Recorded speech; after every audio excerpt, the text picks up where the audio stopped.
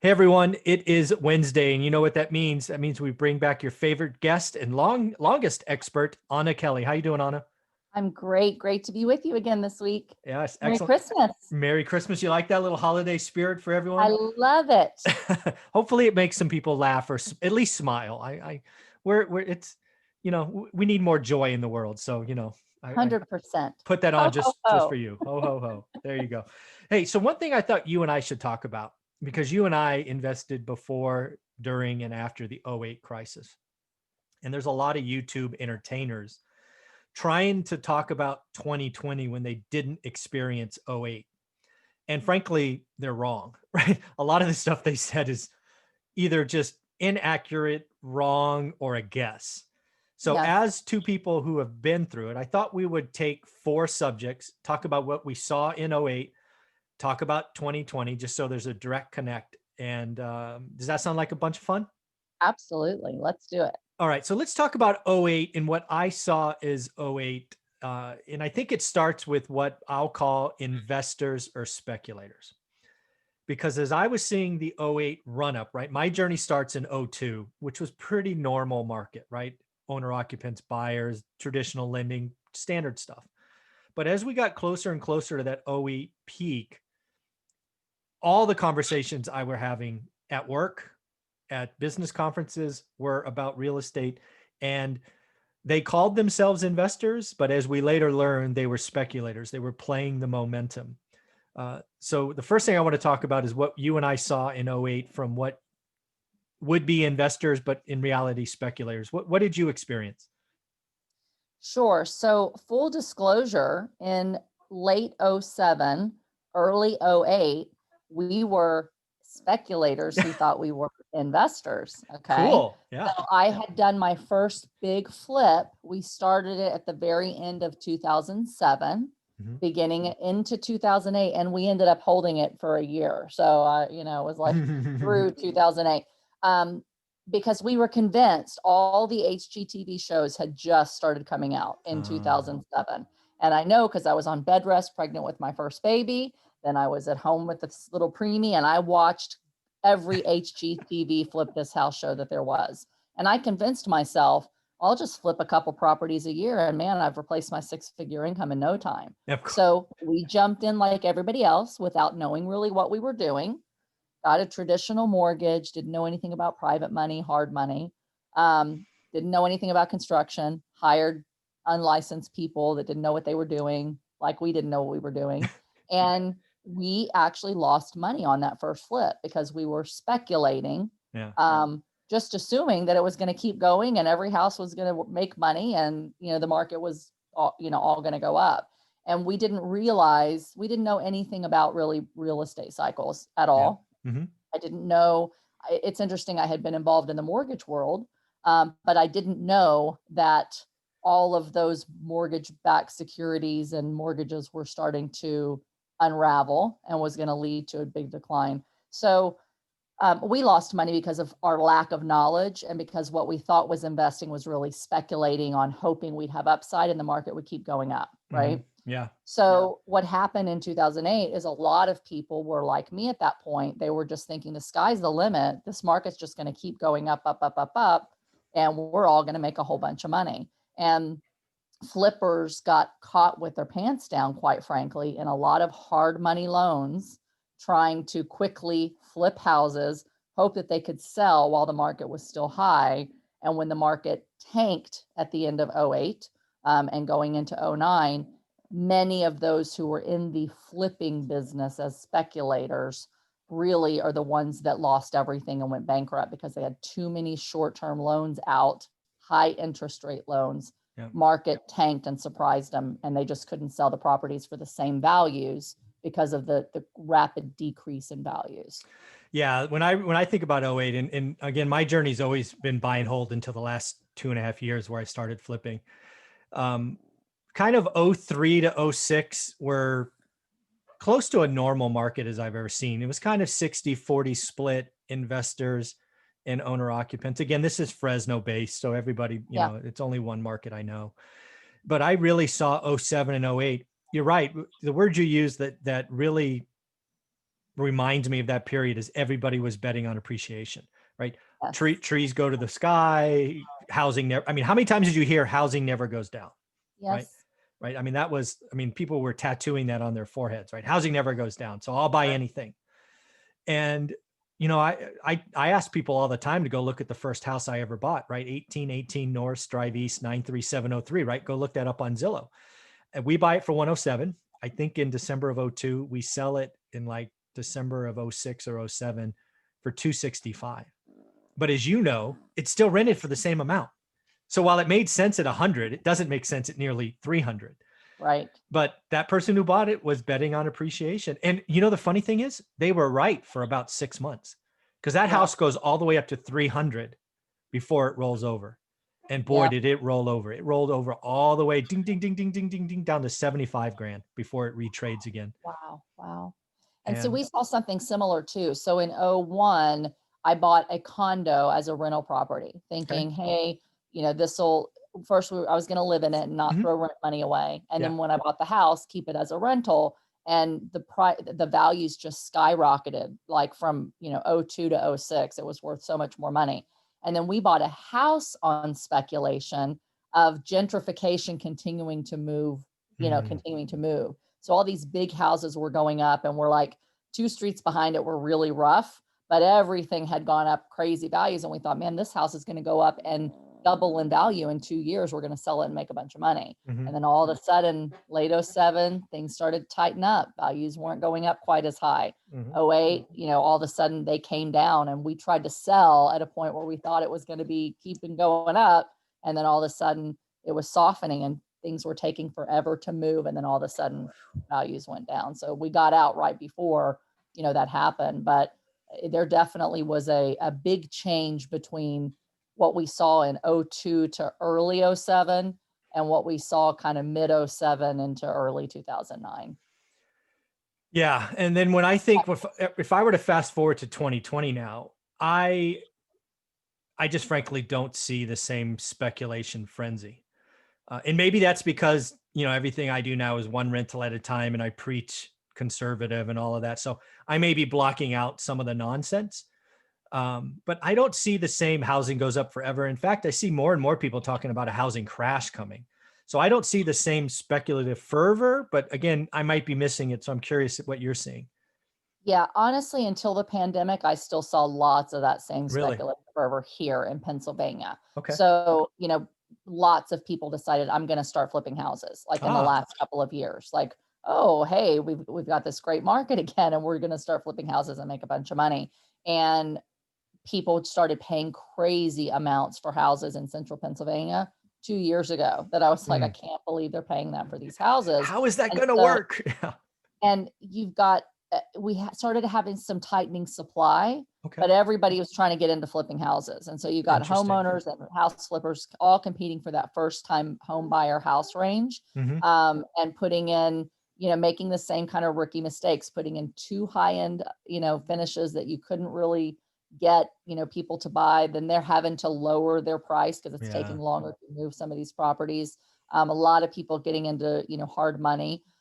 So where it used to be, you flip and you've got just as much supply as there are flippers, demanding those properties. Sure. In the last 2 years before the pandemic, we saw so many people still trying to get into the flipping game. A lot of those, flip and flop, Montelongros, et cetera. We're doing big conferences around here in Lancaster, Pennsylvania, Philadelphia, again, trying to get people into the flipping game. So we saw a big uptick actually in that until the pandemic. And now we're seeing fewer and fewer properties being flipped in our area. But I think it's because now there's such a small supply, like we're talking about, that, you've got 30 people competing for every house. And that's people that want to live in them, and people that want to flip them. Yeah. So we'll talk about lending in our final subject. So I won't go there now. I guess the last thing to just kind of compare 08, whatever year you want, that the peak with 2020. What I saw in 08 was like 60% owner occupant, like 15% investor, and what would be 25% speculator. That was kind of the mix. Today in my market, it's like 90% owner occupants and 10% speculators. I mean, I haven't seen a deal make sense as a buy and hold in 6 months. I mean, that was listed. So I'm Wow. curious, if you're seeing the same thing in 2020. I haven't in my market really looked Okay. recently at what percentages of homes are being bought by, house flippers, for example, versus Mhm. like turnkey rentals or individual homeowners. But what I do know is that there are so many people going after every property that, the days on market have just gone down from, 2 weeks to 2 days, Yeah. max for anything that's under three or $400,000. So there's a lot of people still, looking for turnkey rentals. The issue is that the net rents just don't make sense. It's like 4 caps for a Yeah. turnkey rental. So Yeah. it's like a house, for example, I have several single family homes still in some townhouses, Yep. but a house that, would have sold for 120,000 a couple years ago. I might buy at auction, and get it for 90, and I'd have a tenant in there for 11 or 1200. Those houses are now going for 210, 220, but our rent market won't sustain anything more than about 1300 a month in rents. So Wow. if I have to pay 220 for that property that needs work, by the way, 1,000 square foot, 1,100 square foot home for 220 that needs work, if I'm in it for 250 and I'm getting 1,300 a month in rent, I'm upside down. Yeah. So that's a big shift, is the fact that prices are so high and there's so much competition that our values have gone up so much in the last year, Mm. where they were just kind of trickling up before. Like the last year, they've just crazy for Wow. 2020. They're not sustainable for turnkey rentals, like you said. Yeah. It doesn't make sense. And we're going to talk about that in our third section today. So we'll save that topic. So let's switch gears to sellers, right? Again, this might be a shorter conversation, but sellers in 08 versus sellers in 2020 really is night and day, right? Sellers in 08 were frankly desperate. I mean, I don't remember if you remember what the MLS looked like, but I mean, everything was bold letters, capital, must sell. Yes, And I mean, that was the first market. I'd been in the market 6 years. I had read about motivated sellers. I had never seen one, right? yes, And then suddenly they were everywhere. 100%. Um, Especially in Houston, in a big city like yeah. Houston, so many people trying to sell, and there was just so much supply, and everybody slashing prices, just trying to get out from under, because most of them were underwater because their Yeah. interest rates were so high. When properties start going down in value, they were going down below what was owed on these 100% financed, mortgages. So people were really in trouble, or thinking, how can I continue to pay mortgage on a house that's now worth $100,000 less? Yeah, and people didn't really have equity, like you're saying, so they didn't really care, right? The real seller was a bank. Yes, you had to have an owner agree, but once you're underwater, they don't really care, right? They lost Right. motivation. They're like, sure, take whatever, and then you'd have to wait 3, 4, 6, 8 weeks for some bank to say yes or no, right? I remember that being Yeah, crazy. at a minimum. Yeah, but then when I think about sellers, again, comparing to 08 to today is the most, and I've been doing it 20 years, the craziest sellers market I've ever seen. Crazy. Yeah. If you have anything that is remotely clean, I'm not even talking updated, I'm just talking livable. You could throw it out there and you're going to get multiple offers. And, this is probably the best time to sell I've ever seen. I don't know about you, but it's pretty crazy. It is. It's definitely, and again, we always talk about this, but we have to keep hammering it home. This is very regionalized. Like Yes. Pennsylvania, it is a seller's market, and I know people who have put offers on 3, 4, 5 houses and can't find a house because they keep being outbid when they're 25 above asking price Mhm. on every home. What is So 25? What is 25K? Is that 5% above, 10% above? What is it? um, 5 to 10%, Yeah, yeah, that's I'd say. amazing.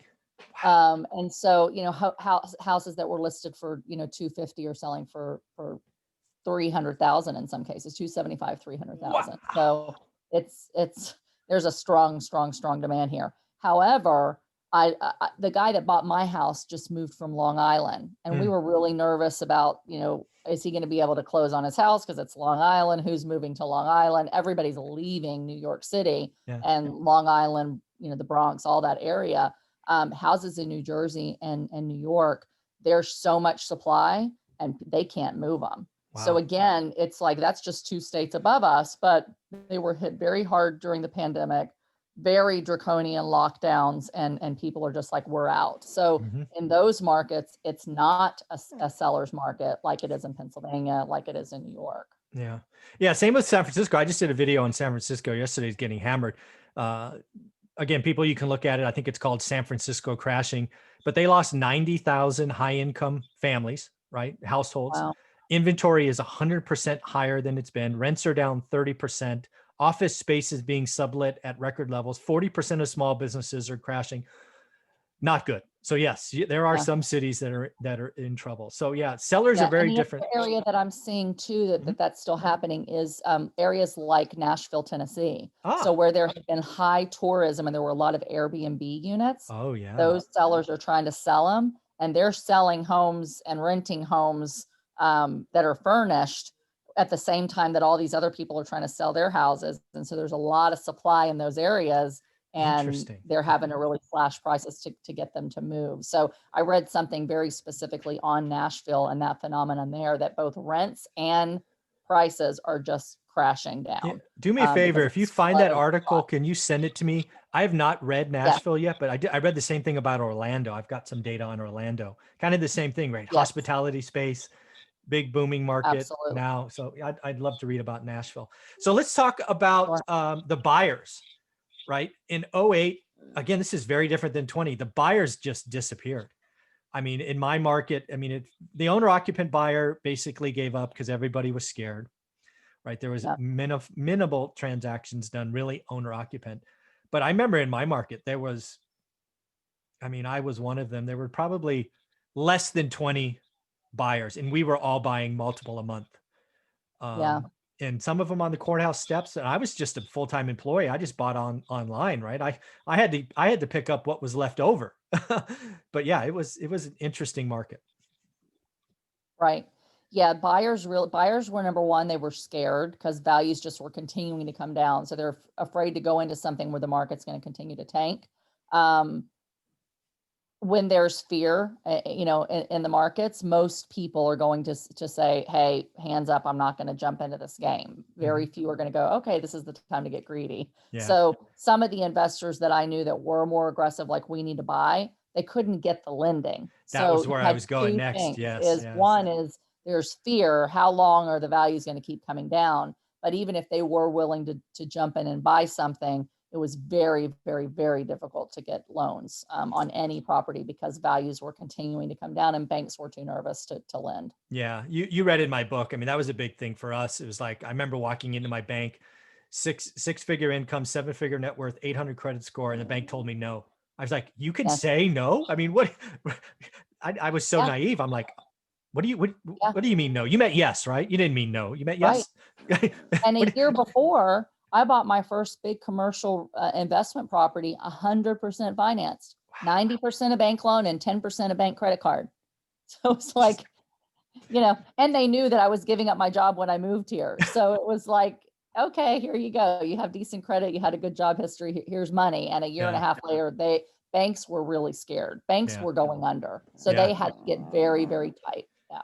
Yeah, and that's again, that's where we'll go next. We'll close this topic about lessons from '08 is lenders call the shots. I mean, as much as we want to think it's buyers, investors, lenders call the shot. And I would just ask anybody to go back to like February, March, April of 2020.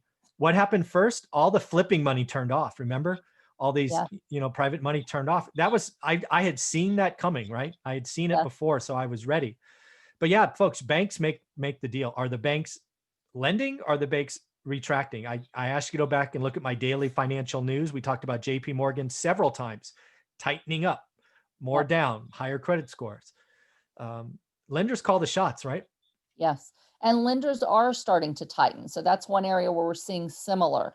However, they haven't tightened as quickly and as strong as I thought that they would, because I thought, hey, it might be kind of a repeat of what we saw in mostly late '08, but really strongly in '09, because Yeah, banks usually lag about 6 months from when stuff hits before they know how to react and make the decisions and start yeah, to change things. But one of the things that the Fed did this time that was different than their slow to react, stance previously, is what they did is they put in all these rules and protections for banks and reserves and the max amount of loans they were able to give out in every category for their risk and their balance sheet.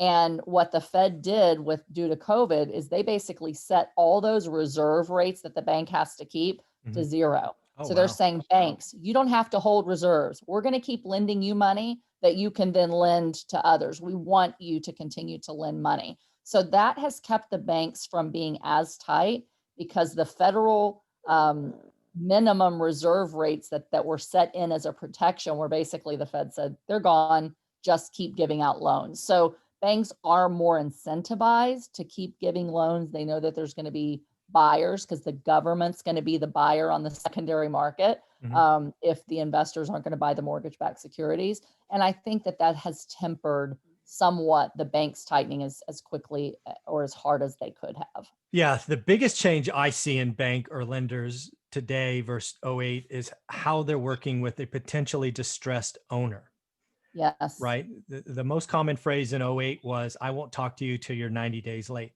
Hmm. And the facts about '08 were, is if you got 60 days late, you were 95% going to lose the property either via short sale or foreclosure. You just never Right. caught up because the banks weren't flexible. Right. Today, what did they come out with? I mean, like immediately create a website, ask for a 90-day forbearance. Everybody's yes, right? Yes. Very different behavior. And quite frankly, Yes. why I think we avoided a potential, real estate crash. Right. If they would have acted in 2020 like they did in '08, we would be in trouble right now. There's no Right. question. Right. Plus, the government basically came back and said, oh, by the way, after that 90 days, you can't foreclose on them. You have to Yeah. work out the payment with the homeowner. And so banks are more incentivized to say, okay, we need to try to, get these people caught up and figure out how to cut our losses without foreclosing on everybody. And Yeah. so that kept the supply, to the point about supply and demand, that's Yep. kept the supply low, Mhm. where we saw this flood of supply because people were going under. Now people are going, okay, we've got some time to get back on our feet, and they're holding onto those homes and not trying to dump them to get out from under them. And really what, just to close on that topic, what really was different about '08 and '20 is, you're right, the supply is kind of held back. But what happened in '08 is the first couple came out, and then you saw another one on the street, and then another one a street over. And it was really like dominoes. What they've done successfully this time is they stopped the first domino, Right. right? So you don't have that ripple effect. Now, who knows if they can keep doing that next year? I think there will be some markets where the dominoes fall, like Vegas, maybe Orlando, maybe Nashville. Right. I Right. want I want to look into that. San Francisco for sure, Mhm. but I don't think it's going to be nationally. So again, I think there's a lot to look at between '08 and '20. But in reality, kind of summarizing it quickly, I believe the banks are very different. I believe the buyers are very different. Um, it's really a different market. Yes, the price points are similar, but that's kind of where it stops, in my opinion. Right. Right. I agree with you. Very, very cool. Well, thank you for this first episode. That was a lot of fun. Thank you so much. Thank you.